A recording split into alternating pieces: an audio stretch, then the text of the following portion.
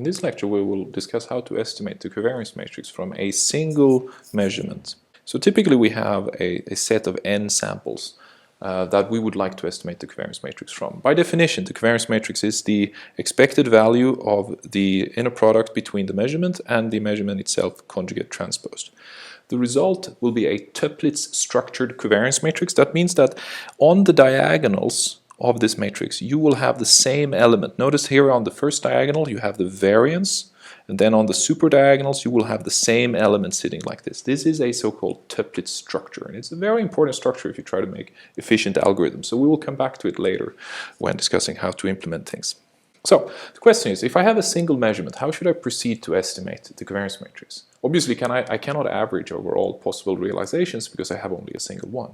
There are many ways to estimate the covariance matrix, and we will only cover two here in this course. The first being the tuplets structured estimate, and the second being the outer product estimate.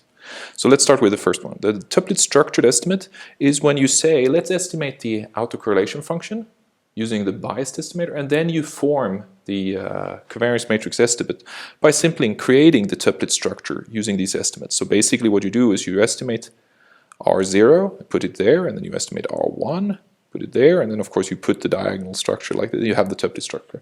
That is the tuplets structured estimate. Question: what would be the largest size matrix that you should feel comfortable to estimate using this technique? As you generally only wish to estimate the autocorrelation function by n over 4 with our rule of thumb, the largest size matrix should be n over 4 by n over 4. I would argue that that is on the big side typically in practice, so I would probably make it smaller than that even. Moving on, let's look at the outer product way of doing the estimate. Then what you do instead is that you split your data, say that I have n samples like this. Then I split them into subvectors, each being L long, and I let them overlap one sample at a time like this. So I will have in total m of these vectors, each L long. Then what I can do is I can compute the average over these subvectors like this. That way I will get my average, although the size of this matrix will now of course only be L by L, which should of course be smaller than n by n. So here I'm limited to make a matrix estimate that is only L by L.